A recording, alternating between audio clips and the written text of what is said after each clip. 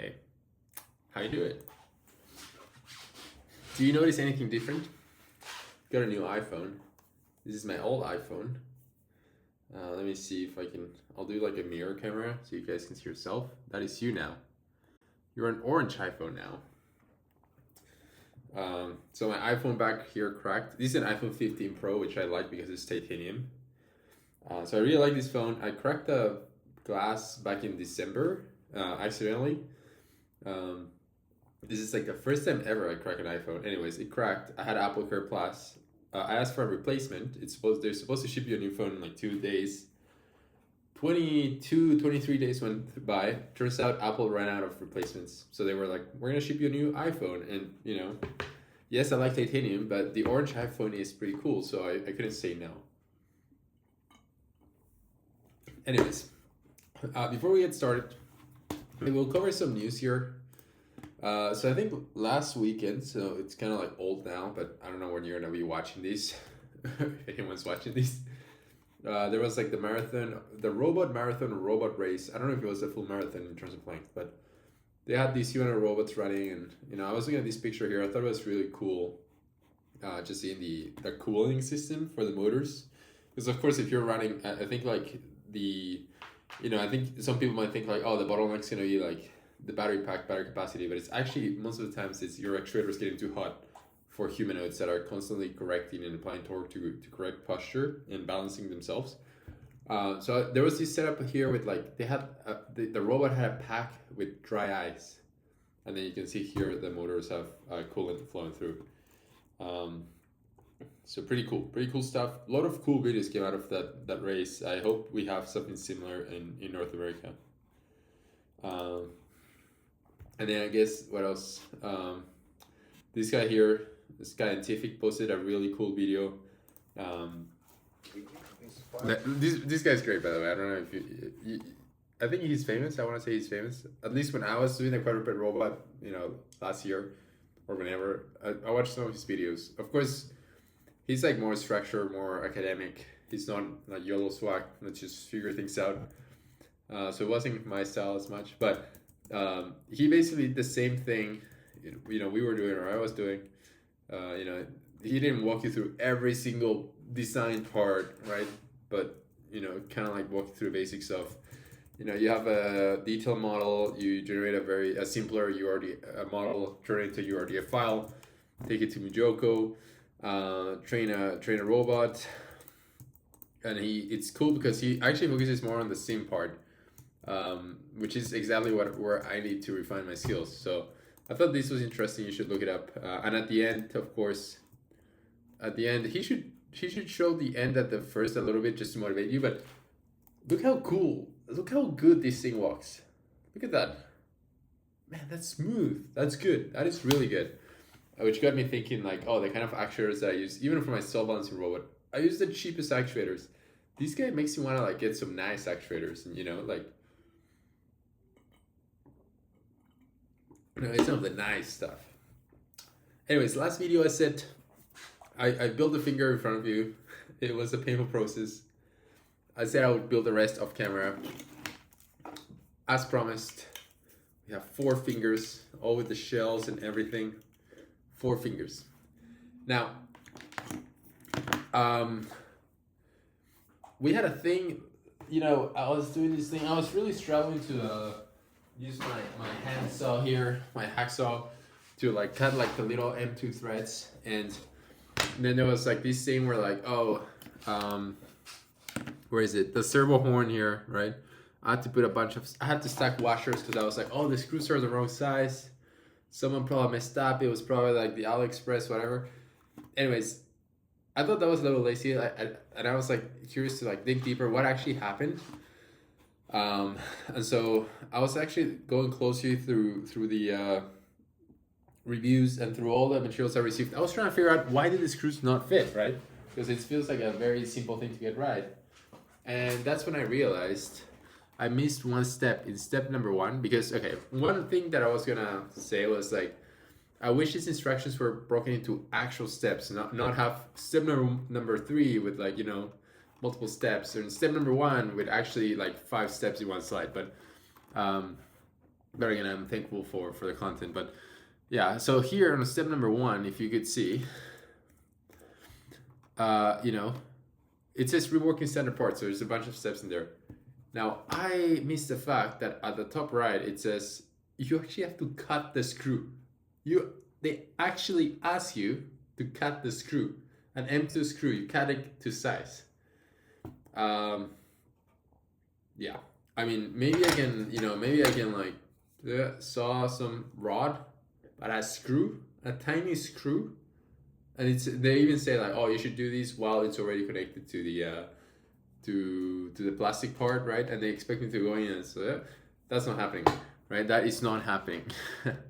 So if we go back to, when we first started, right? These are the tools they recommended. Drill bit, sure. 1.5, I don't have that. 2 millimeters, don't have that either. I have imperial, close enough. M2 tab, not happening. Cross screwdriver, I mean, yeah, I guess. Flat pliers, sure. By the way, I learned this trick with the pliers that actually, like, the pliers have like with a. I learned these while assembling fingers, right? So the pliers have like a flat section and a corrugated section, and when you're twisting the threaded rod to put it into the where is it, into the rod? I guess you can't see it anymore because it's already in there. But if you touch it with the flat part, you slip a lot. But if you touch it with the corrugated part, the thread rod it doesn't go anywhere. So I don't know, that was interesting technique, things that I would add to the instructions if these are my instructions. I guess one of the things with instructions in a PowerPoint or PDF is that it makes it hard for others to contribute directly. I will probably at some point make a list of everything I didn't like and leave a bug report on the repo, and they might do something with that. They might ignore it, who knows. Anyways, my point was that we need to cut screws because we cannot put washers. We need to cut screws, and I cannot cut a screw with these. So, and you're not gonna like this because I said, past me is not gonna like this because I said we're not getting more tools for this build, right? We already got a drill. We're not spending more money on these, but I bought a Dremel.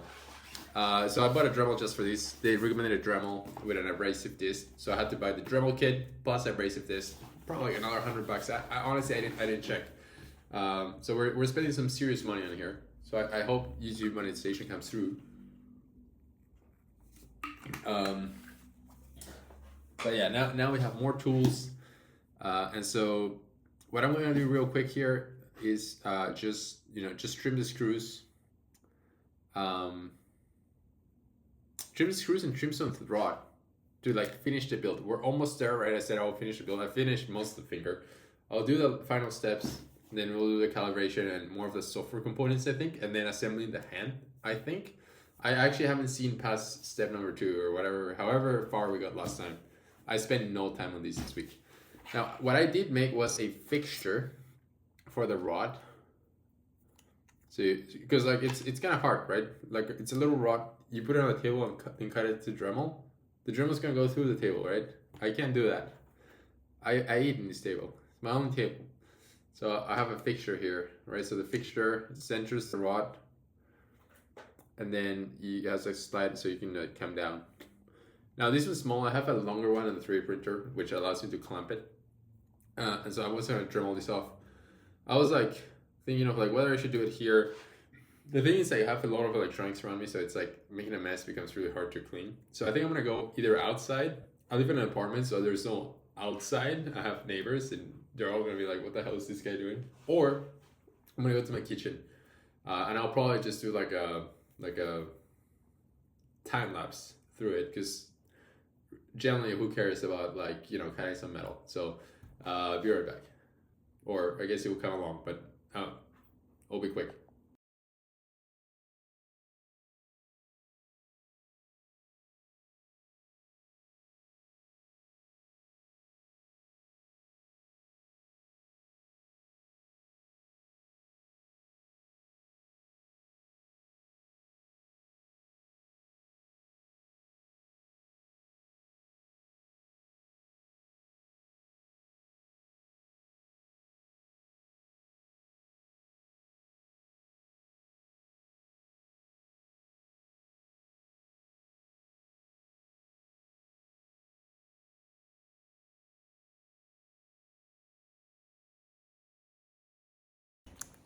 Hey guys, just got back from Wilder Ranch in Santa Cruz. I was riding my bike up and down the hills, super fun.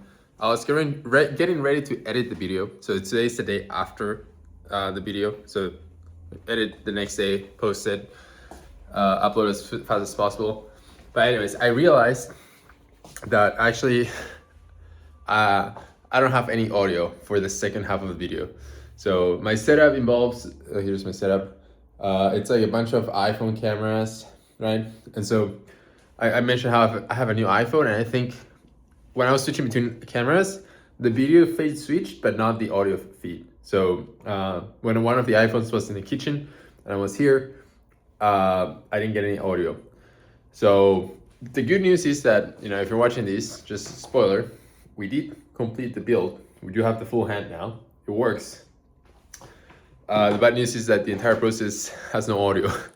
So I'm gonna take this as an opportunity to do something different, and I'm gonna do a voiceover. So I'm gonna basically record myself watching the video, and I'm gonna try to comment everything that I remember saying, and maybe like, you know, a couple of new things that come to mind. So it's gonna take a while because it's like 2 hours of footage, but I'm gonna find the time and I'm gonna do that, and it's gonna be cool. All right, let's try this voiceover thing, and this time I've checked 3 times that I am in fact recording with audio. This is kind of weird because it's very trippy. I can see myself. So this is me from the future. That's me from the past. And okay, let's watch this. We have around an hour and a half of content to go through. Unfortunately, no audio, but of course I'll try to remember. So for context here, I just spent the last, you know, back then, 55 minutes cutting metal, and I think I'm holding the phone because I'm like saying like how, oh, weird, like it's weird that the camera doesn't no longer work with the orange iPhone. I had to switch to the old iPhone, and like somehow I didn't realize that it wasn't just the audio that didn't work, it wasn't just the video that didn't work, it was also the audio. But anyways, yeah, I don't know exactly what I'm saying. Okay, that thing. I think I'm explaining that cutting the screws were a pain in the ass. Cutting the threaded rods was fine with the Dremel, because, well, I mean, I think first of all it's like a milder steel, so it's kind of like cuts right through, and it's also like nice and flat, so you can really, you know, I built a fixture thing that I've showed you guys before. So you could just really put down the rod and then bring down the Dremel, and you know, that Dremel, I don't think it's meant to like cut per se, right? Because it's like I don't know if I have it. It's an abrasion disc, I think that's what it's called. So if you look at through the time lapses, it will be hard to see it, but you might see that, you might tell that I kept looking at the disc, because even with the little bit of cutting and the very small material, there was actually significant wear on that disc. But anyways, the rods were not that bad. What was really bad were the screws. So cutting the M2 screws, again, if you go back to the time lapse, you might notice that there were actually sparks flying all over, right? So I was cutting the thing, there were sparks flying all over my kitchen, and it's like a tiny screw, and you're holding it there, and like you're holding it in my hands. The next day after, like my hands were sore from holding the tiny thing, and it's like you're cutting it, and it's like a lot of friction, so it's getting hot, and like your fingers like burning. My 3D printed fixture is like starting to melt. It smells like mint, I remember. So yeah, so that wasn't great. Anyways, what's happening here is, you can see me here, I'm like assembling the final pieces. So we cut the threaded rods, I'm putting the threaded rods, I'm connected it to the little plastic ball joint thing. I wish I could show you, everything's assembled now, so I can't show you, but it's basically what's on the screen here. Here, right? This guy here. Yeah, and the tricky part here is just like the tiny nuts, right? So you have a threaded rod, and you have to put nuts on both sides, right? And so the first nut comes in fine, but then the second nut, to put in the second nut, you kind of have to hold the other nut in place, and it's so small, and I kind of like don't have the tools, so I'm just using my hands. And also, like, because we cut the threaded rods with the Dremel, the ends are not super clean, so the nut doesn't always want to go in. But you can see here, I'm still trying guess trying my best. Not to skip ahead, but I'm pretty sure I'm gonna get frustrated and say like, oh, you know what, I'm gonna get a drink. Let's see. Yeah, you see here I'm using the pliers to try to hold things in place. One set of pliers is not enough. I think I'm gonna go for a wire cutter. And if I remember correctly, I was also going through a rant here. It was like saying that basically, it's very likely that the people that are like, oh, I'm gonna build a robot, right, an open source robot project that I found online, are not thinking like, oh, I'm gonna have to cut like tiny screws in my kitchen with sparks flying all over and buy all these tools and then assemble all these things. That is probably not the experience that someone who's getting into open source hardware is looking at. Like if you don't have the technical depth, right, to first of all have all the tools and have the confidence to execute on these, yeah, you're probably like, this is probably too much of a barrier to entry. But then if you do have the technical depth, I think you start to doubt like whether this is a good design, or you start to question like the design choices. And so at that point, it's like I kind of like wonder like who is open source hardware for, right? Like what value does it really provide? I think we've pointed out a few, I don't want to say issues, but kind of like friction points or annoyances so far in the build, like things that I find not so great. But yeah, I mean, you can see me struggling here. Now I have the wire cutters on one side and then the pliers on the other, and I'm gonna try to like connect the nut. But you can see here I'm getting frustrated pretty quick. Yeah, but yeah, I was telling a friend, right, who's also a mechanical engineer. It's like, I'm not sure if I believe in open source hardware anymore. It's like, who is this for? And can you ever get to the degree of documentation and quality controls and supply chain that you need? Because for example here, the instructions, right, like, I mean, I was saying like, oh, the instructions are not like super clear. There's some things that we want to do better. The instructions are PDF, so I can't recommend a change and commit it and like see if it gets approved. It's different to software. And then there's the supply chain aspect, which is kind of like detached, and the supply chain for most open source hardware is just a spreadsheet with links. And like if those links, if the supplier changes, the supplier stops selling that port number, or even if you're building it from a different country than like the original author, right? So you can't source the same components. It becomes very difficult. So hardware projects have like a lot of like more unique challenges. Whether the idea of like open source, I think, works really good for software. I think for hardware, I'm not so sure. I have doubts now. Yeah, and don't get me wrong, right? Like I still think that doing this, even though doing this is still probably like a faster way of getting to the end result, which is like a work in hand. But yeah, it's just a different type of work or pain or effort required to get to the result, versus like, oh, you didn't have to design it from scratch, but oh, you do have to assemble something that you're not familiar with. And at the same time, if I had been designing it from scratch, I probably would have made different choices. But yeah, this is gonna be tough, by the way. Voiceover and things. Let's see. So I'm still assembling here the same thing, the same joint, trying to get those nuts in there. I think this is gonna take a little bit. You can see I'm still using the plier, very small M2 nut.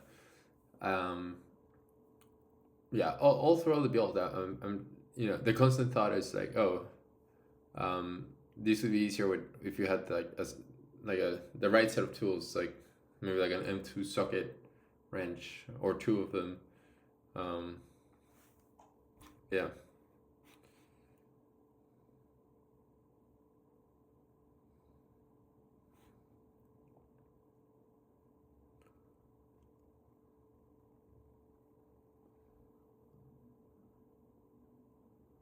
the camera kind of, one of the main camera, the top camera kind of, oh yeah, it's lagging. Maybe let's like skip forward some of these things. Again, I see like the camera is lagging, but I think here I'm just getting frustrated, but keep on going. Yeah, basically just working through it. I think pretty sure here I'm saying like, oh yeah, okay. Pretty sure here I'm like, oh, let's go for a drink, and let me open the next one here would be this one here, and you can see now I have let me expand this. Now I'm holding a drink basically. That's the difference. I'm back. And I do remember being like, oh, maybe it's not a good idea to drink on camera. Saying something that I would probably send the wrong message. I don't really drink. I'm more of a like, don't drink, wake up early, go to 5 a.m. to the gym every day, go hiking on the weekends type of person. But you will notice here that once we got the drink, the build got significantly better. I don't know. It's like you suddenly have more patience.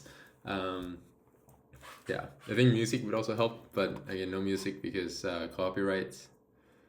So let's skip forward a little bit here. Yeah, it's just the same thing. Just trying to get those nuts in there, those tiny M2 nuts. That's just a pain in the ass. So yeah. Yeah, kept failing on it. Yeah, eventually do this thing where like I'm putting the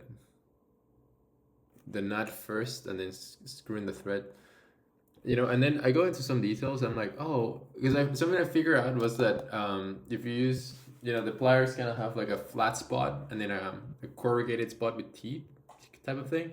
I end up figuring out that if you hold the threaded rod with the teeth, it actually holds much better than if you hold it on the flat.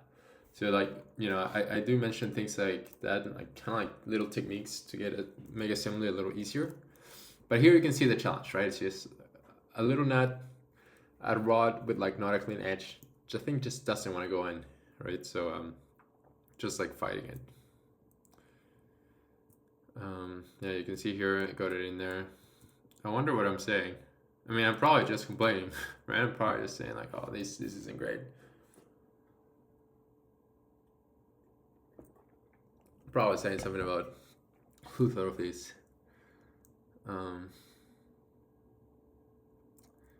Yeah.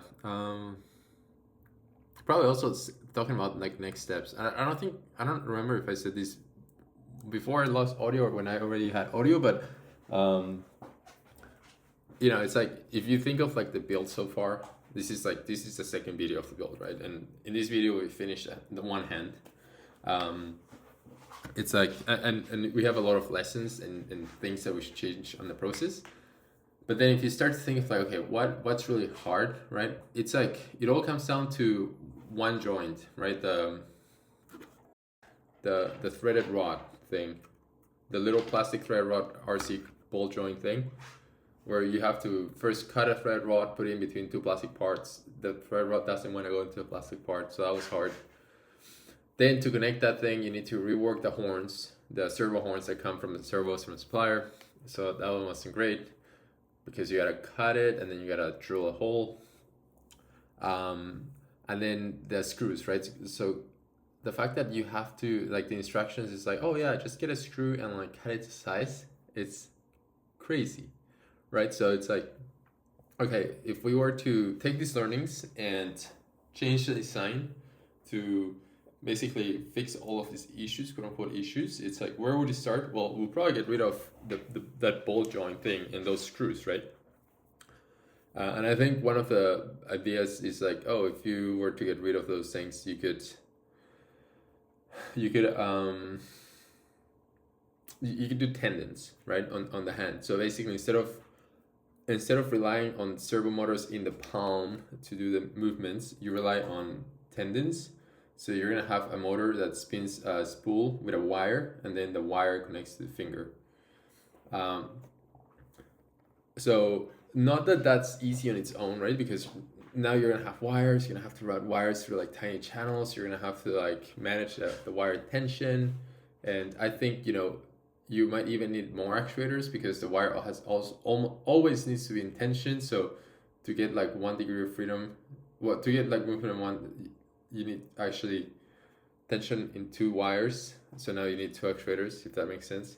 I think I haven't thought a lot about it, but in theory, I think that makes sense. But I was thinking like, oh yeah, maybe like the first design iteration is moving to tendons. One of the advantages of tendons is that, you know, a wire is not fixed to a single plane the way like a linkage is, right? That's why kind of like we need these ball joint linkages, right? Because they allow for rotation, for plane rotation, whereas a tendon would do that from the start. So it's like, oh, we could do that. And then the other thing I remember saying was how the build materials for this project, like even though, you know, you would think like, oh, you need to make 2 hands, the build materials for this project is only for 1 hand. And I don't know if that was always like my intention to only build 1 hand. Like I don't remember explicitly thinking about that when I ordered the materials, but I did realize the other night, like, hey, there's only servos for 1 hand. Like I have 10 servos, a hand takes 8. I'm sure I ordered more because I was like, oh, maybe 1 servo breaks or whatever, but yeah. So here, I think I'm looking for screws. You might notice, oh no, here, oh, we're doing cables already, I think. Or screws. Here you can see like some of the big advantages, right, from previous builds. It's like we had a previous build where I remember we ran out of screws, and so after that day I ordered a bunch of screws, and in this build, you know, you'll see me like carry like my box full of like fasteners, so it's like really useful. Try to figure out what's going on here. It looks like might be upset about something. Looks like I'm looking for something, huh? But I'm not sure what. It's really annoying. I will never ever miss having audio. Like I will always check. I wish there was like a huge thing that comes up on your screen being like, you have no audio. All right, so this is one of those fastener boxes that I was talking about. Clearly, like, I think I was missing a fastener. So these fasteners, these are M2, like very short fasteners.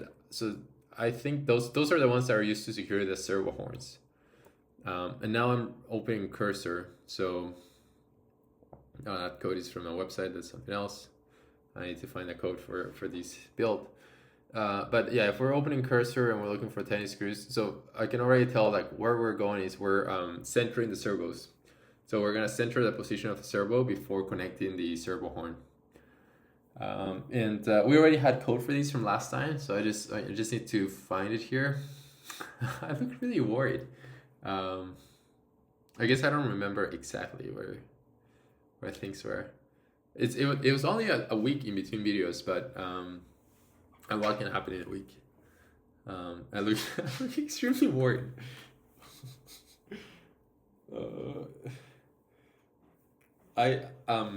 I usually do watch my videos, but I mostly listen to them, and this is like the first time I watched every single minute of it, and it's like a little painful. Okay, so here I found the code. The camera died for some reason. Something that I kept saying is like I'm really pushing the limits of my setup. Like I have a MacBook Air, and it's like there's like 8 things connected to this MacBook Air, and some with 6 wires, and then a bunch of things on Bluetooth. I think I'm like pushing it. But here, basically what's happening is like, okay, so I got to the point where we need to be able to run the servos. So we need to connect the controller board to both power and the Mac, my computer. And to connect to the computer, I need to free up something from the USB port, and that's gonna be my mouse. So I'm gonna move my mouse to my USB hub, which means like there's gonna be a bunch of noise on my mouse. So it's like the movements are gonna be very jerky, and so that's what's happening. I'm just rearranging like wires, and you can see here we're getting to the point USB-C is ready to go to the Mac, and so now we're connected.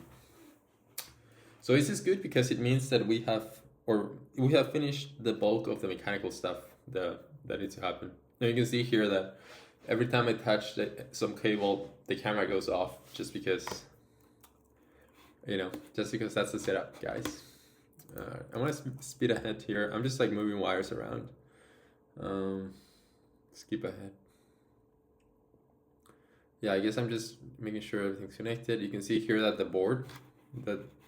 this port here, it's lighting up red. That means it's on, so that's good. And then I'm gonna go back to the code.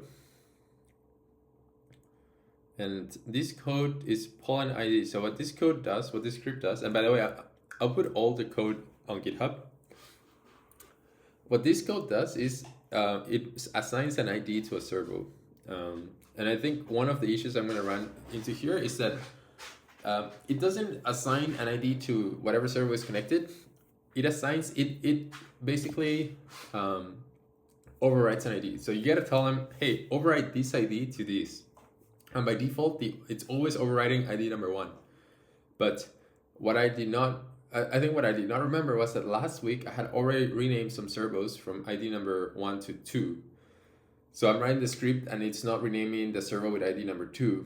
And I think I'm gonna basically end up with 2 servos with ID number 2. And I'm not gonna catch it now, but on the next step when it's like, okay, you've renamed things and I gotta run them, you're gonna run into a timeout issue.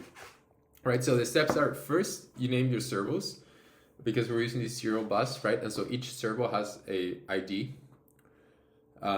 Then you connect both servos, so it's 2 servos per finger, to the same board, and then you set them both to 0, right? The order is very important because 0 for servo number 1 and 0 for servo number 2 could be the other direction. And then once you have that, you put down the servo horns, and eventually we'll build a hand and stuff. But first you gotta set the ID for every finger. So in total we have 4 fingers. 4 fingers, 2 servos per finger, means you need 8 IDs total. And you will see this later. I'm dying. You will see this later, but effectively, whoa. All the servos get daisy chained together. And daisy chain just means like, it's like a one wire, like, sorry, 1 second.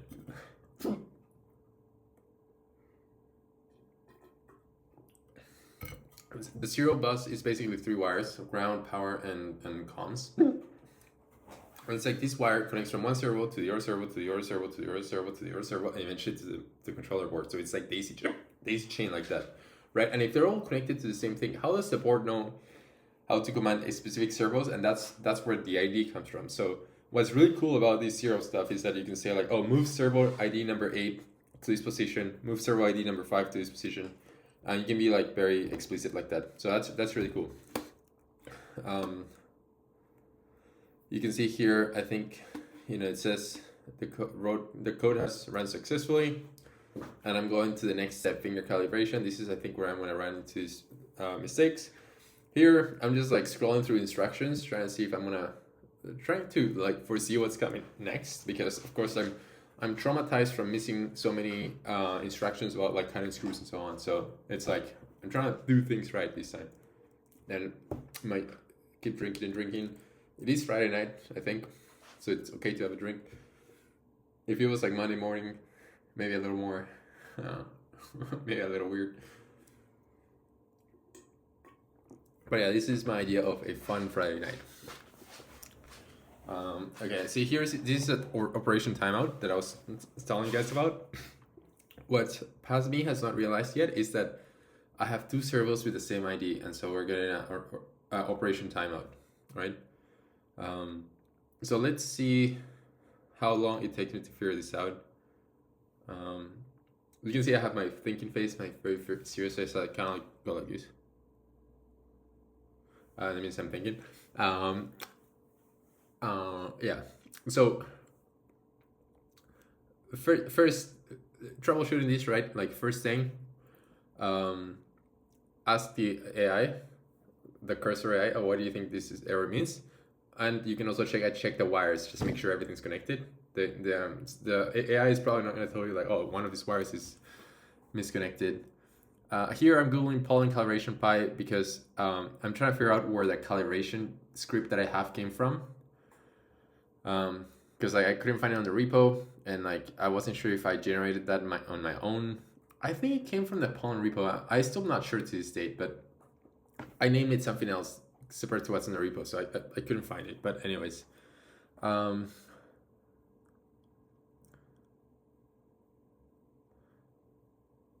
here, yeah. So here, the AI says this.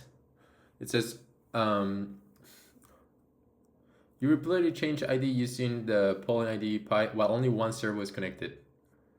If both servos end up on the same ID, replies can collide and look at timeout. So I think that's a piece. That right there is like kind of like the hint that I was looking for.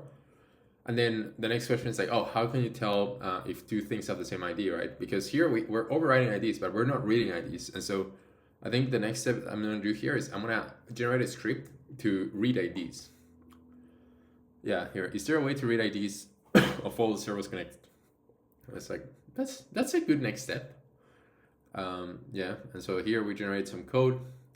I'm gonna copy these, start a new file, and probably name it pollen scan.py or something like that along those lines. Let's see what happens. New, paste, pollen scan.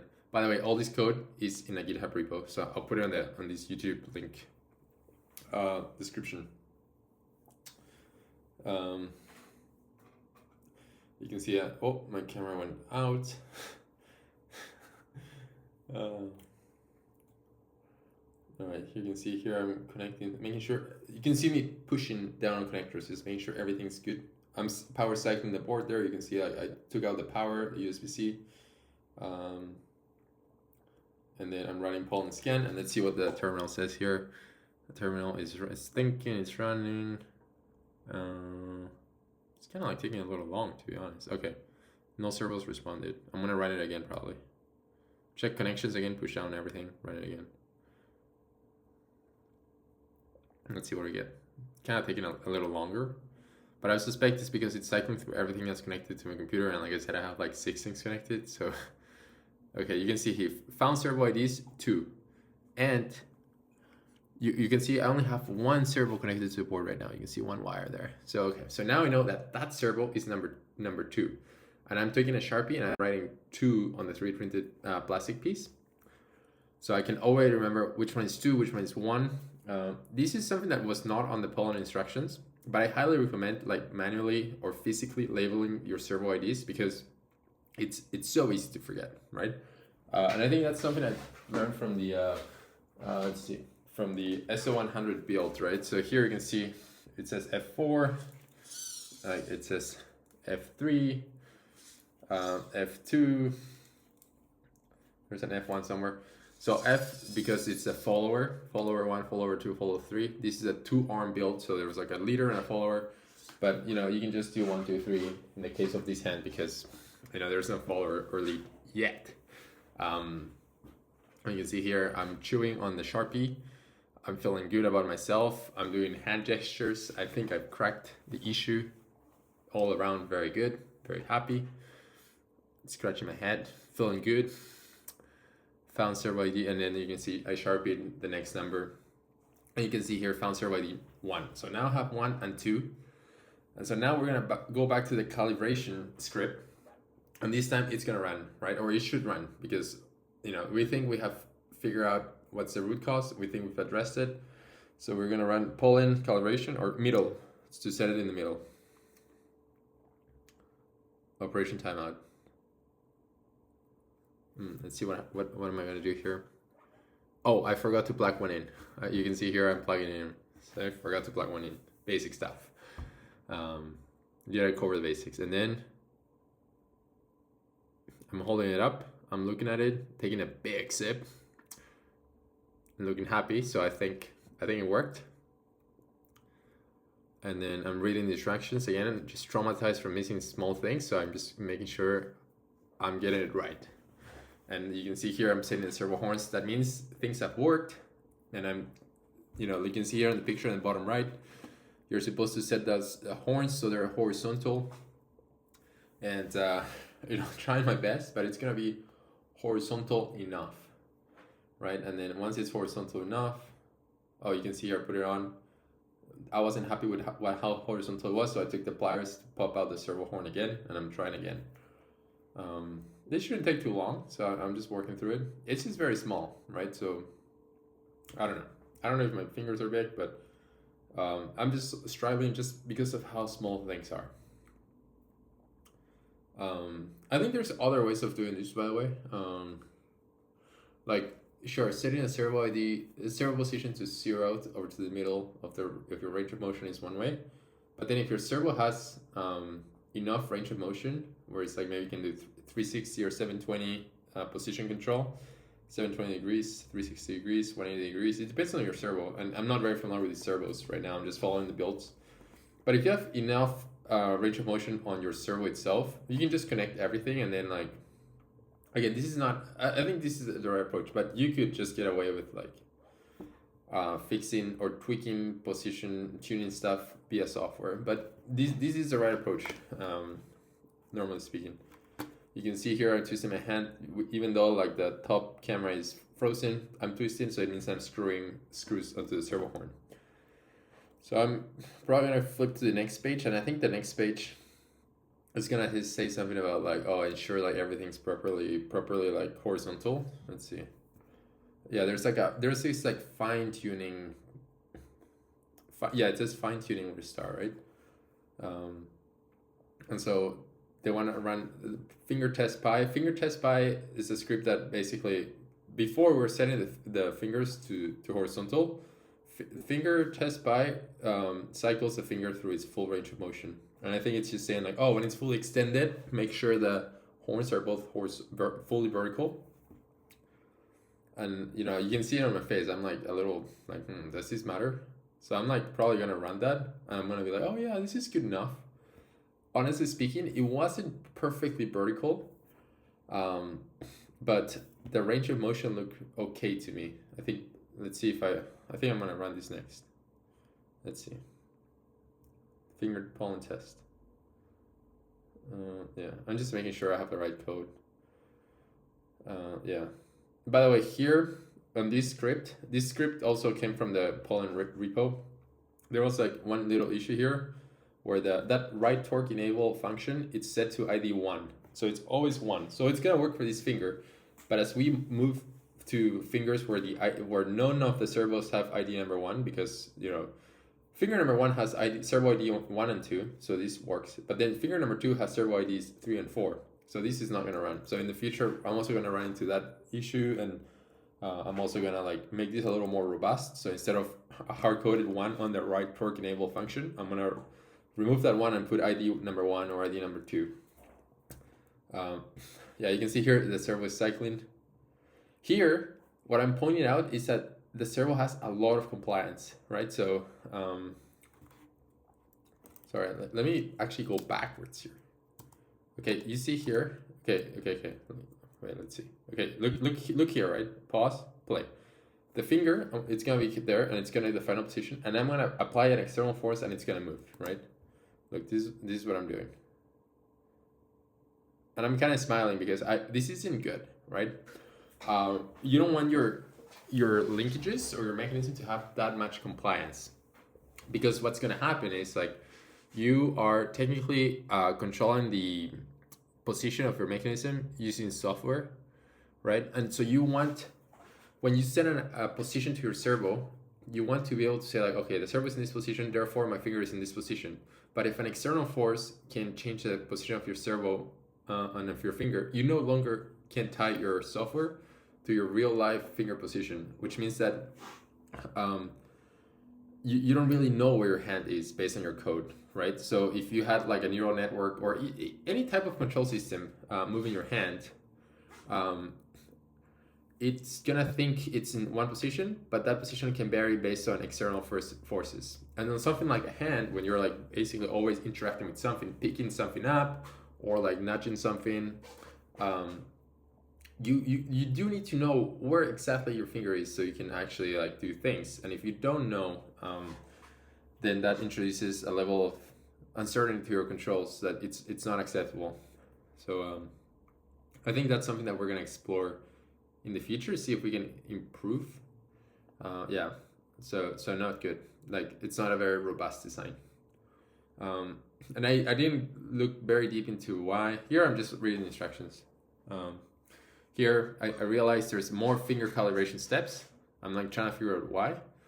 The reason why there's so many finger calibration steps on the Pollen instructions is because they have instructions for Python, they have instructions for Arduino, depending on what, kind of like what stack you're using. Of course, we're not using Arduino, but I guess some people use Arduino for these. And so here I'm just figuring it out, and you can see I'm having like my thinking face. Yeah, eventually I will figure this out, like, oh, I can just ignore everything Arduino, because if you're not using Arduino, just ignore everything that says Arduino. Yeah. Anyways, going back to something I said before. Wait, what was I saying before? Okay, yeah. I was comparing this build to my SO100 ARM build, right? This guy, where there's like a leader and a follower, right? So a leader, this is a follower. So this guy will move in accordance to whatever this guy says, right? It will mimic the position of this arm into this arm. So you can teleoperate this arm using this arm. So this arm, at the end, it has a kind of like a gripper or I don't know, what do you want to call this mechanism? This is something that you can grab with your hand, right? And so this is meant for humans to play with it.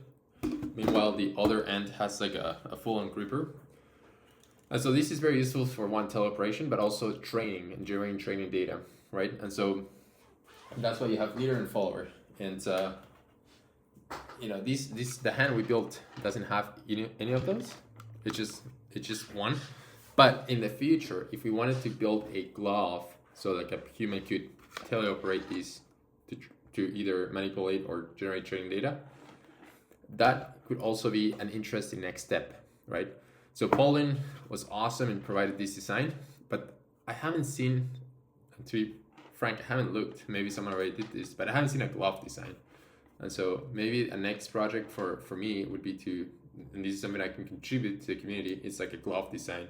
So something that you put on your hand, and as you move your hand, this hand moves, and so it mimics it. And maybe we can even put this on this arm here. So this arm is moving, and I have a glove to move the arm and the hand. So that would be pretty cool. Anyways, here, let's see. Here you can see I figured out how to set IDs, right? So now I try to go step by step. So let's set all of the IDs for all the fingers at the same time. So I'm going to do all 4 fingers. I'm taking my Sharpie. I'm labeling the IDs manually and so on, going through it. You can see I'm locked in. This is my locked in face.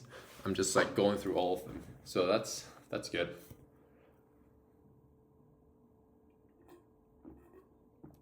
You can see I'm pretty serious. Again, by this time I've been working on this like 2-3 hours. I was kind of like not tired. It is late at night, and it's like I spent a bunch of time cutting metal, which didn't make me happy. And now we're going through these steps. It's kind of like very repeated steps. Yeah, so I'm just changing the IDs here. Again, connecting things. This is just going through the motions here.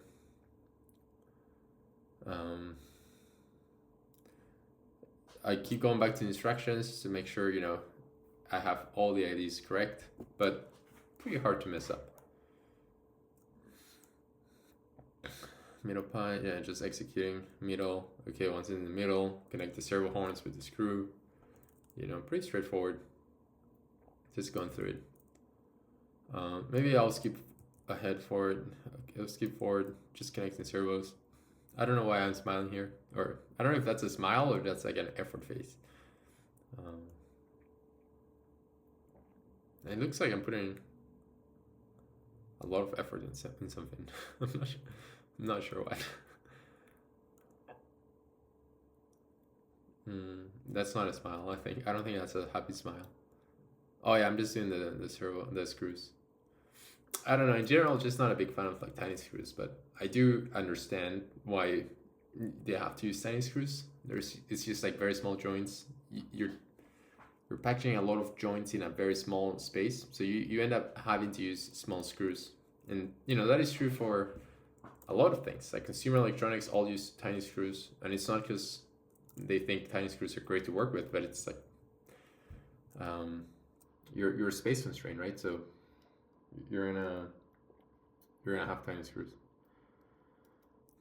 Here, I'm not. It looks like I'm just doing screws.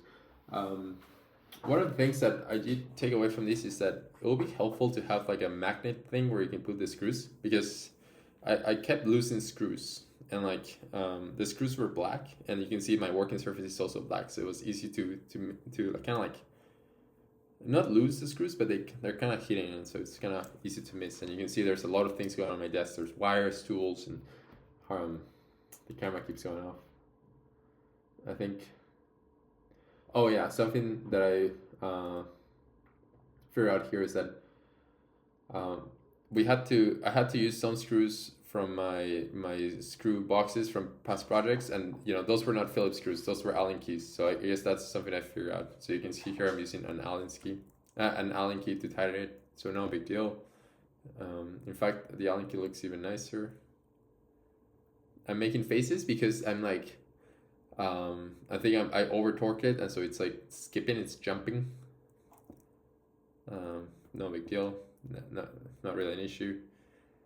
Here you can see here, setting up position, centering, Python, middle. Oh, test. So I'm testing the finger. So I want to test every finger, make sure like it looks about right. Here you can see this is the we're gonna an error, operation timeout, right? And this is what I was saying earlier, that write torque enable function that Pollen has on the repo only works if your servo ID is number 1. In this case, in this finger, I think we're on ID 7 and 8. So I think here I'm gonna figure out that. Oh, actually, here I already fixed it. Write torque enable function now calls for ID number 1 and ID number 2 instead of 1 and 2. Yeah, so here I'm just cleaning up the code. I'm looking confused, but I'm gonna clean the code. I'm about to figure it out.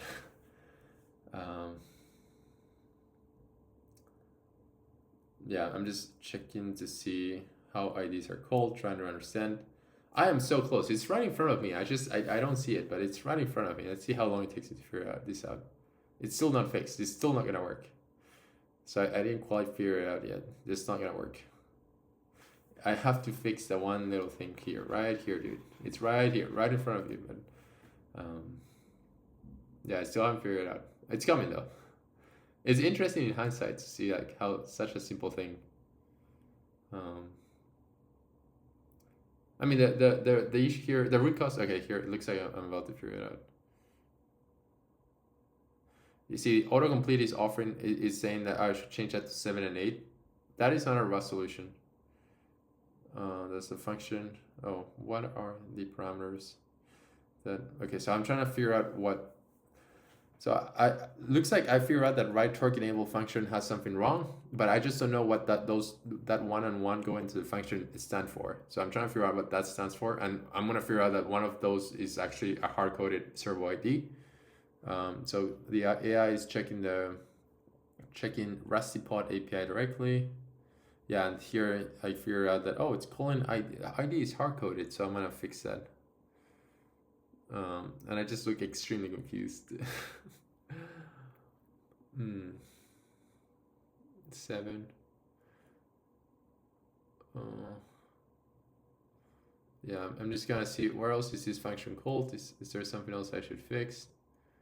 And then autocomplete kind of like fixed it. Yeah, now it works. That's good. But it works because I've hard-coded 7 and 8. So I think I'm going to realize that, on the next finger I'm going to have the same issue. So I should not hard-code 7 and 8. But let's see if I figure this out. Here, I think I'm just... honestly, I'm not sure what I'm saying. Okay, so that one's fine. On to the next one. So I didn't fix the code yet, but I think on the next one I'll have to fix the code. So let's see. So I'm just going to the next finger. And then I'm gonna change ID 1. Okay, smart, right? See, instead of changing it to, I don't know, servo ID 5 and 6, I actually named it with the variables. So that's good. That's a better design. So that's something that I could contribute to the Pollen repo, for example. Just like, I don't know, anyone who's like competent enough will figure it out on their own. But I do believe in making open source hardware and open source code as easy to use as possible, because I do think that we shouldn't just be building for like the most technical users. We should be building ideally for anyone, so anyone can just pick it up and run it, and it works. I think that at least that's my idea of like what open source projects should be like, right? Almost like, of course, you cannot be as polished and rounded as a consumer product that just you pick up off the shelf and expect it to work, because you know you're on a terminal, so you do have to have some amount of you're getting your hands dirty, but not a good use of time for people to have to like figure out, oh, this function actually has this thing hard coded, and you know it will be easier if it wasn't hard coded, for example. Anyways, here same thing as before. I think I'm tightening the. Actually, I'm not sure what's going on here. Let's see. Looks like I'm installing something, but at this point, if we're, oh, I guess we must be just installing more servo horns. The camera kind of like goes off there, but yeah, you can see here that my fingers are right on the servo horn, so I must be doing something with the servo horn.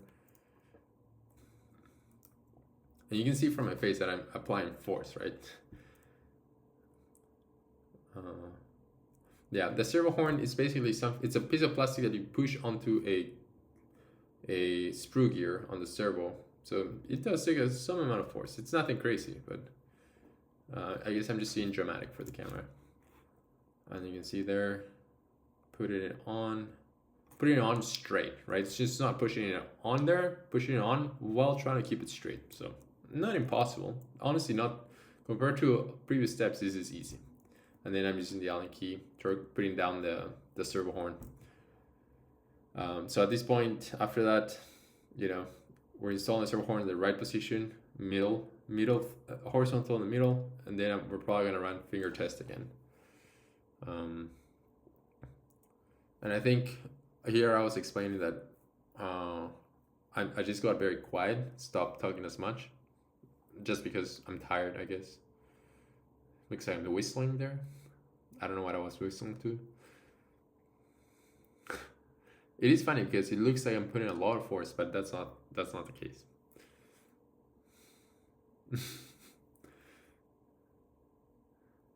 All right. Keyboard's back. We're gonna run some code. We're gonna run Pollen test 4, 5, and 6. And it's gonna run. Okay, this is gonna run no problem. And then you can see the finger moves. That's good. And then I'm just checking to make sure when it's like on this position, the flex position, it's like the horns are vertical. And then I'm again explaining that, oh, there's a lot of compliance on this mechanism. Yeah, and like I didn't get into it, but I was just like my hypothesis was that, oh, the compliance comes from the mechanism design, and it's probably something that we can take a look at on the next video, right? So I think the next video should be to characterize the build, right? So are the range of motions what like the full range that they're supposed to be, right? So Pollen provided schematics of what range of motion should be, so that's one. And then the other thing is like, how much force can we actually exert per finger, both when we're pushing down and when we're pulling. And so we'll probably have to build a fixture for that, to run those tests. So that'll be the next video. I think that'll be interesting. I don't think anyone has done that work in the Pollen community. So it's something else to like contribute to a repo. Yeah, here I'm just putting horns on. So maybe I'll skip ahead here. I'm not sure what I said there. Just horn. Yeah, just putting You can see here the tiny fastener is black and on top of black surface, hard to miss, easy to miss, sorry. And then every time I tighten things, I like to whistle, apparently. I'm gonna skip ahead. It's just like screws, nothing serious. What else? Okay, so just repeating the same thing for the next finger, ID 3 and 4. That means this is the last finger we're running this for. So after this is done, I think the next step is to actually start assembling the fingers together onto the palm structure. You can see that it runs. I'm happy. Didn't look too closely. Back to instructions. What's next, right? Here, the next page is gonna say, well, first of all, my drink is dry now, but next page is gonna say this one here. Step number 4, hand assembly. Very thirsty, very thirsty. Another drink. I'll absolutely down that. What's going on here? Okay, yeah, I'm just picking up the next pieces. So I'm saying we need this thing here. Check in to see if I have removed all the support. Looks like I didn't remove all the support, just removed some support here. No big deal. Comes right off. Maybe. Came right off. It looked very focused. All right, just cleaning it up a little bit. And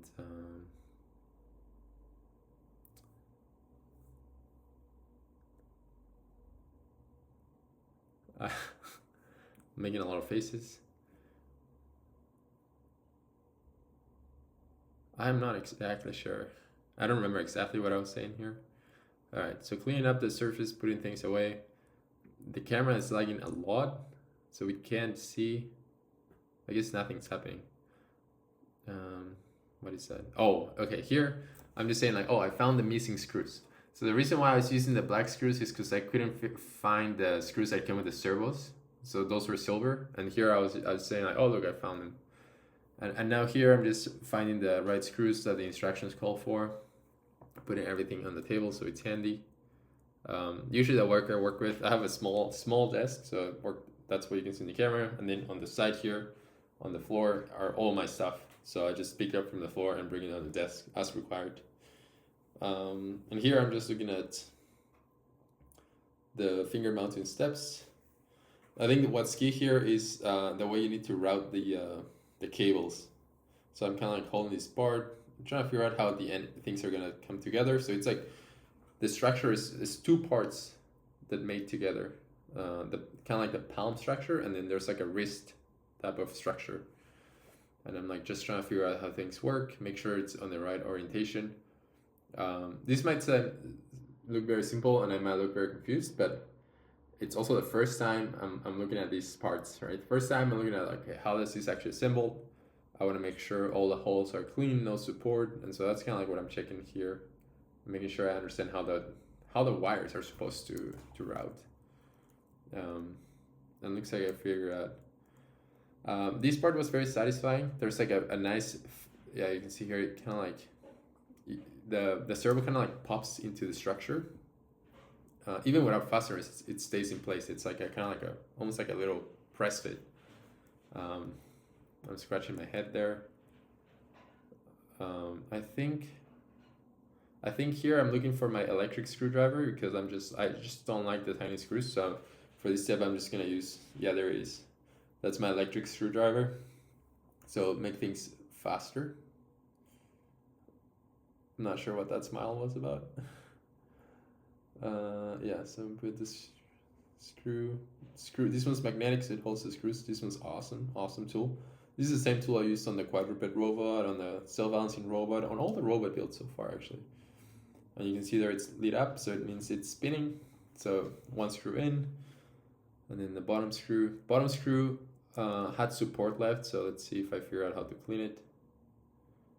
I think, yeah, you can see, even though it's electric, you can see I'm like twisting it by hand because I think it's not going in. So I want to like figure out that something's wrong, either on this one or on the next one. And basically what happens is like, oh, I just get a tiny, oh, it went on. No, never mind. But eventually, like, I don't know, I did find that some of the prints that didn't have through holes, just blind holes on one side, still had support, and you had to come in with a tiny screwdriver to clean that hole. So it looks like I'm just checking.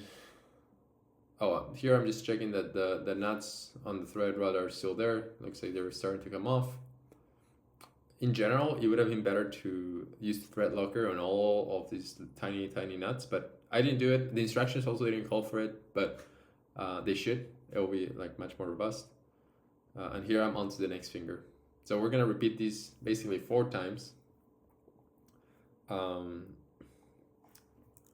Yeah, so doing it again, very satisfying fit. You can see here now it starts to look like a hand, like pretty exciting. At this point, it looks like we're almost done, but we're not. We're still we have another 30 minutes to go here of video, so something else is gonna happen. I'm trying to put in the screw. I think this screw is the one that's not gonna want to go in. So, looks like it went in. Let's see. I need to work on my screwing things on phase. Look very serious.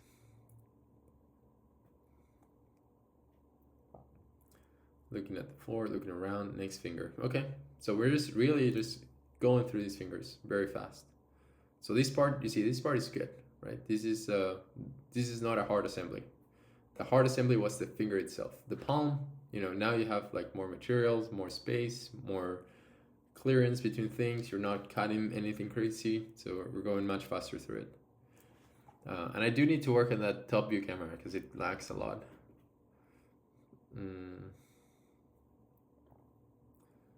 Yeah. Let's see. Pretty good. It's 3 screws per finger, right? So yeah, I don't know, 20 seconds per screw tops, 1 minute per finger. We're going pretty fast. Camera lagging, but you can see essentially we're getting like 1 frame per second on this thing. So this top view camera from like this top view camera is it's like an older iPhone 11 connected wirelessly to my Mac, and it looks like, I don't know, maybe when the CPU is running hot or something, we lose frames, and we just lost the camera altogether, but it will come back. It's connected over Wi-Fi, not Bluetooth, and then you can see from the error message that I'm using this app called Iridium, something like that, and for some reason it hogs so much CPU. But anyways, there I'm just finishing the screws.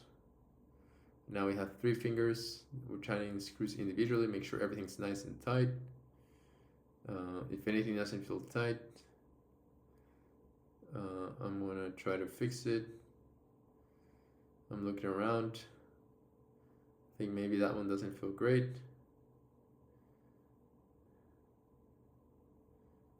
Yeah, I'm looking around. Something might not be fitting correct. Oh, you can see there I took a tiny screwdriver. I'm just removing support, pretty sure. Or sorry, I'm gonna look for my tiny screwdriver here to remove support. Yeah, so I open this is my kit of tiny screwdrivers. Pick a very tiny screwdriver and just remove support. So what happens is there's some support material left, and so the screw doesn't want to go in. And so as with my electric screwdriver, it's like spinning, but it's like spinning but not biting into it. There's no torque going through it. So I just clean it, put it back in, and now it works. And again, it looks like I'm putting a lot of effort, but no. Doing it manually. Sometimes doing it manually helps just to get a sense of how much force is going into the screw, to make sure you're not stripping anything, to make sure, you know, it's a good robust joint. I think I was able to clean all of them except 1 finger, but you know, it was pretty good. And here the next step is the thumb. So the thumb actually goes into that separate piece, separate structure. This is the palm ring, which holds the thumb and then screws onto the other structure. And I haven't seen where this connects, but this one has a bunch of, you can see it here. All right, so this part here, this part has a bunch of holes here. So, you know, if there was an arm or something to attach to it, it probably would attach to those holes. I haven't seen an arm design from Pollen. I don't know if it exists. I also haven't looked around too much, but yeah. Yeah, I'm just doing that one. That one's same deal, 3 screws, pretty straightforward. Let's see, yep. And so after that, after this finger is installed, we're gonna like screw both structures together. This is, again, not hard, but the screw size you use for the fingers is not the same that you use to connect to make the 2 structure parts. And I think I didn't immediately figure that out, but I eventually figured that out. If you read the instructions, it says right there, right? It says 2.5 times 8 versus the screw ones are 2.5 times 6, I think. Actually, it says 8. We'll get to that.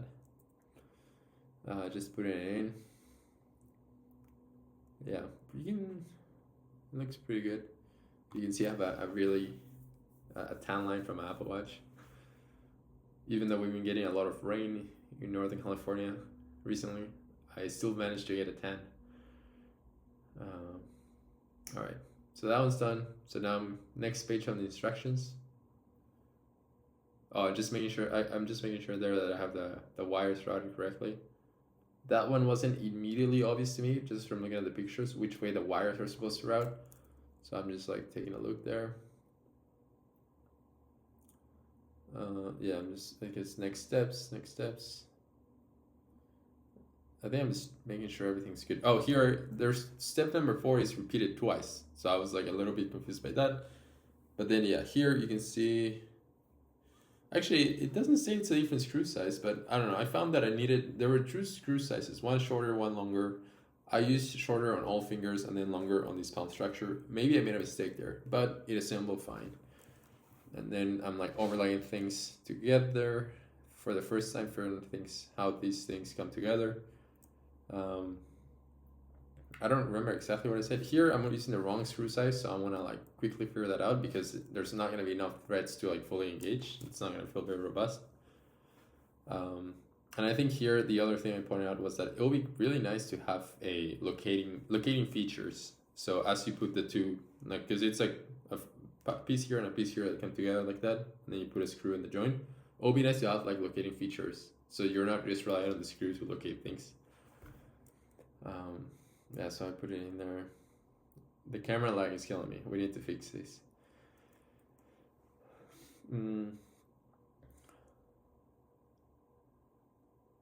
Yeah. Just putting it in. You can see I'm manually rotating it, which means like I must feel like I was not getting good engagement. I think that's something's wrong face. I'm looking at the screws. I'm like, is this the right size? And then I realize it's not. So now I'm gonna go back to the floor to see if we have longer screws, which we do. Yeah.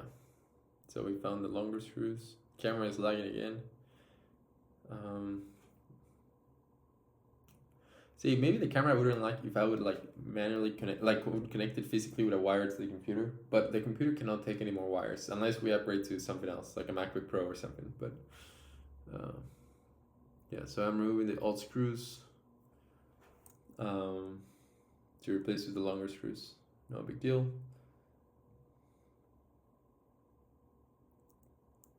Yeah, getting very close there.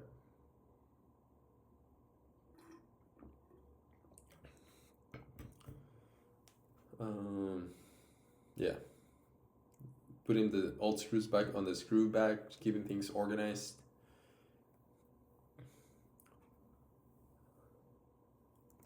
Taking out any screws. Yeah.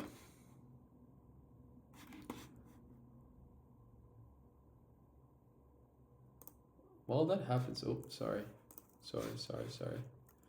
I just want to go on my MasterCard and see if they have. So we were using M2 screws. Let's see if there's. Oh yeah, right. So I think we needed an M2 8mm long screw, right? So this is what we would have needed to not have to cut screws with a Dremel. I think there's 8, there's 6. See, so if we need 7, then we're in trouble. But I really think we can design our way around not having to Dremel a screw to size. Yeah, so now you can see here, I'm actually putting the screws in. It's working. I'm sure I'm feeling pretty good. Yeah, now we have a hand basically. One more screw. Looks like it's 4 screws total. So after this is done, I think we're gonna do either we're gonna do the electrical connection. Oh yeah, there we go. See, pretty happy face. That should be the thumbnail. Yeah, so you can see my eyes are bigger now, like excited. Yeah, even though we already had all the pieces, once you put it together, it's just the satisfaction. It's great. So yeah, you can see here final touches, and I think the next step would either be to do the serial bus connections or put the outer shells. So let's see. I think I'm just gonna like follow the instructions. But yeah, I'm just cleaning up the wires, making sure the wires are on as they're supposed to be. Like I said, it wasn't immediately clear to me. Oh yeah, here I'm just saying like, oh look, I have a hand. Yeah. Next step. Repeated steps again, I think. Okay, so it looks like next step is linking all servos on the same bus, right? And so this was also not as clear.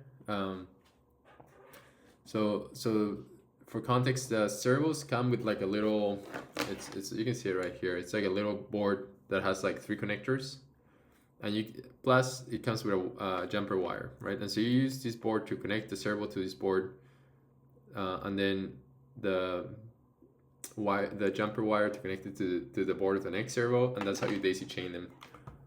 So pretty straightforward. It's just that, you know, here in the picture they have a nice thing where it's like they kind of like intertwine the wires, so it's like it looks very clean. But I didn't want to do that before, you know, I knew for a fact that the hand works. So I don't think I'm going to do that step. So I'm just like, I didn't want to braid the wires until, you know, I knew things worked, because if you braid the wires and then it doesn't work, it's like you have to undo the braiding to troubleshoot and things like that. So yeah, there I'm just trying to figure out how I already have the board connected there, so I guess I'm figuring out. What's not clear to me is like how many boards we need and how they should connect, or if even the order matters, right? Because it's one board with 3 connectors, like 3 connectors. Does it matter which one the servo goes to? I'm not sure. And the instructions don't say. So I'm trying to figure that out. At the end of the day, like I just connected either way. I think I try to be consistent, but it appears to not matter which way things are connected. Yeah, so just going through all of those connections.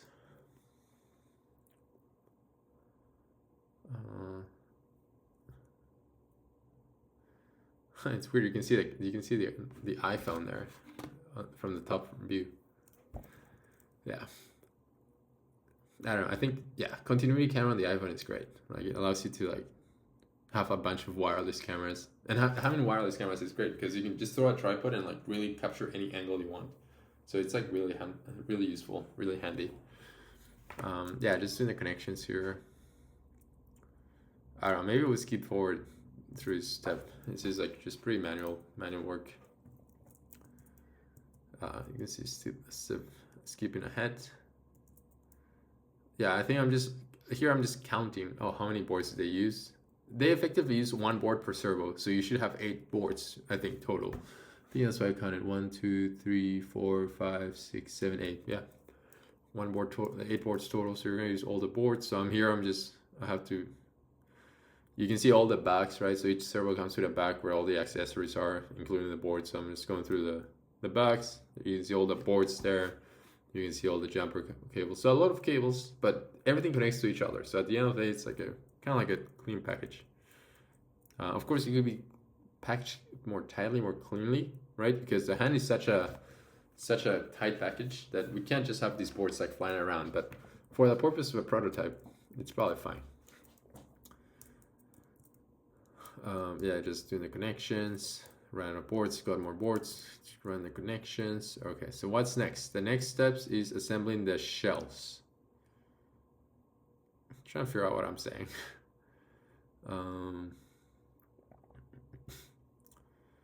Yeah, it looks like, okay, shells, more screws, right? So here I'm gonna go grab the shelves from the 3D printer. And of course, this part I wasn't so sure because I don't know if you remember this. Like I think I said it last time. Um, the instructions call for TPU or basically a very soft, flexible material for the shells. But I only have PLA on a 3D printer, so I print them out of PLA. So they will be a little more stiff and less compliant. And so I was like, it's like I'm not sure if I'm gonna be able to like fit it in. And this is where I'm like trying to fit the thing in. And I think it cracked a little bit, but eventually it kind of like fits good enough with some force. You can see here that's what I'm doing, applying some force. Yeah. Oh,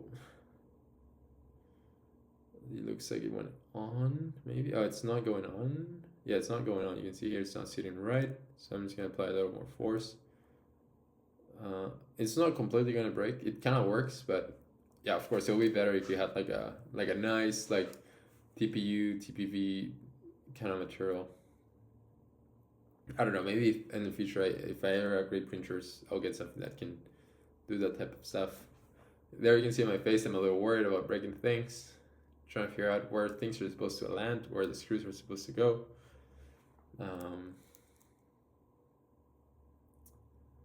Yeah.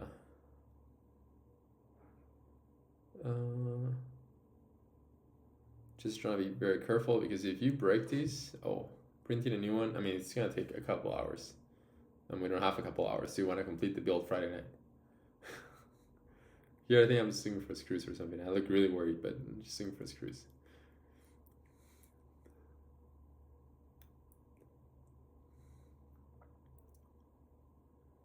All right, screws are going in. That's a good sign.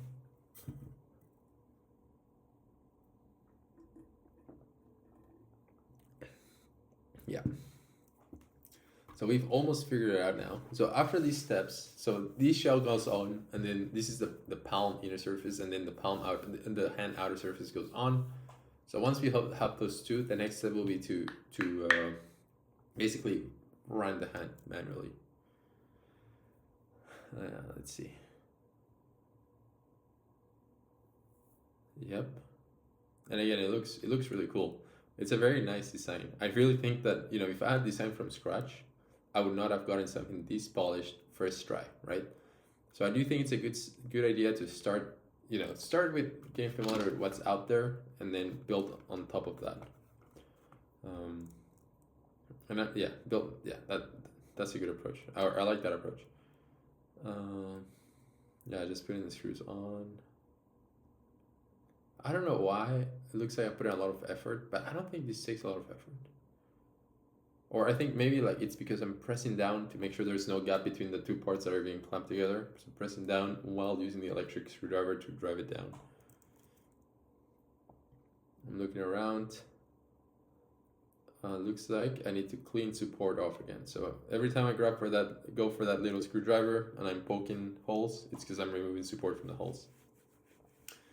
So this is something that you could have done from the start, remove all support, except it's support of blind holes almost looks like a flush surface, so it's easy to miss.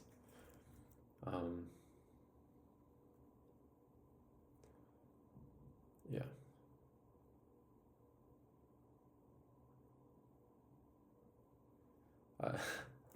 Do wonder what I'm saying there. I'm not sure. All right, so we go here.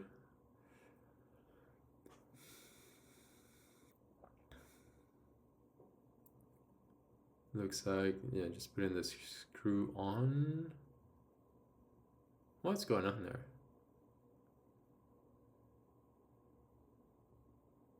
I think I was just cleaning the screw. Just like put it on the first time, there was support, so the screw got a lot of support built up. Like the screw was basically removing the support, so the screw got a lot of plastic around it. All right, I look satisfied there. Next step. Next step is the manual is not loading, but I'm gonna open a local copy I have, a PDF. Again, looking very worried, but nothing to worry about here. Yeah, so this is a PDF I downloaded with the instructions. Just because the GitHub PDF doesn't always load properly, but okay. So we're on to step number 5, last step basically. Just 4 more screws and we're done, right? 4 more screws. I have the last part. Remove some support there. Very easy. I'm pushing the wires in so they all route the way. Like the instructions have no notes on like how to wire your how to route your wires. So I'm just trying to match the picture as best as I can. Placing this thing on, noting that there's no locating features. So how do you know it's placed the right way before putting on the screws? You can't really tell. You cannot just make the exterior surfaces as flush to each other as possible, and then that's kind of like how you can tell it's like roughly correct. And then here comes the screw. At this point, I'm pretty excited because yeah, I think like I said, it looks like a pretty polished product. And anytime you have your external surfaces are like very nice and rounded, I think from an engineering point of view, that's very satisfying. Compared to like things like everything's very far right now, but compared to like the quadruped robot or the self-balancing robot, those didn't have like nice rounded surfaces on the outside, right? They were mostly polygons. So this is pretty cool. This is, I think Pollen did a good job on this one. Here I got up. I went to the right. That usually means I'm looking for parts. Sorry, I went to the left. That usually means bathroom. Drink. That could mean bathroom or drink. Oh, a drill. I'm getting the drill. I didn't remember the drilling part. But again, it's most likely support. It's most likely couldn't get support out. Yeah, so like I said, when you have blind holes with support, those are very flush to the surface and it can be hard to get it out. Yeah, let's see, and now it looks like it fits. Yes. And back to screwing.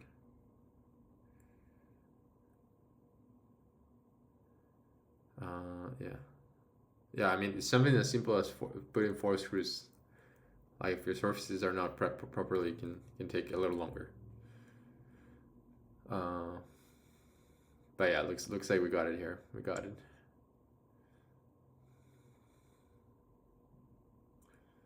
All right, going in.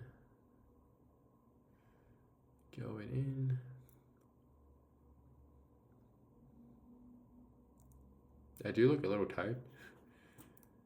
Going in. Going in. Skip ahead. Okay, so skip ahead too much. All right, final product.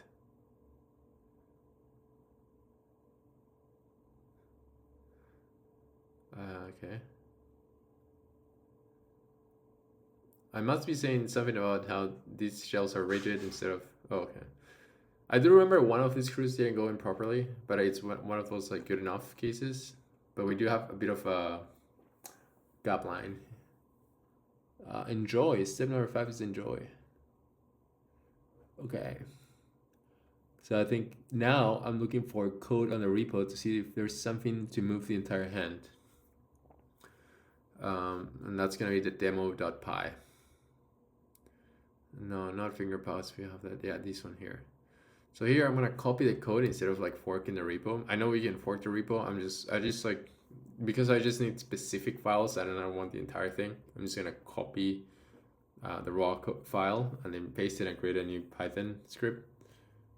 And here I'm kind of like just looking through it. It's essentially like a script of hard-coded positions on the servos, and that's fine. That's kind of like all we need for demonstration purposes. So yeah, all I need to make sure is that we're using the right serial port, which we had already found in the past. All right, so that's it. And now we just connect it to the control board and it should run. And I think everything goes well, honestly. I don't think we ran into any more issues here because this video is only 1 minute longer. So here the hand's gonna move. Oh, there we go.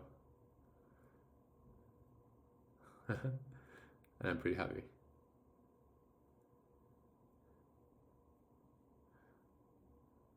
That's awesome. That is really cool. Yeah, so obviously this was a very, very long night. This is like very rewarding. yeah, pretty cool. I think I'm just gonna like play with it and look around. I think I'm gonna take my phone out and take a video of these, right? I think that's what happens next. Yeah, I mean, this is very cool. Especially like, yeah, I'll overlay the video that I took here over there so you can see it. But yeah, I think once you spend like so much time on a build, seeing it like move, it's really cool, really rewarding. Yeah, and I think the next video, like I said, we'll do a characterization / testing video, and then we'll either do like a glove to control the hand, or we'll investigate a tendon design to get rid of some of those like really pesky fasteners. And I think that was just me saying on to the next time. Anyways, if you watched till this point, really appreciate it. I think this is a pretty cool project. I was pretty excited to work on it. And I think there's so much more room for improvement and other things we can explore. So this is going to be an exciting project. Yeah. Of course, not my design. It's a shout out to Pollen for putting out a really cool open source design. But eventually I will want to make it my own. So that's where we're going to spend time next. So anyways, thanks for watching.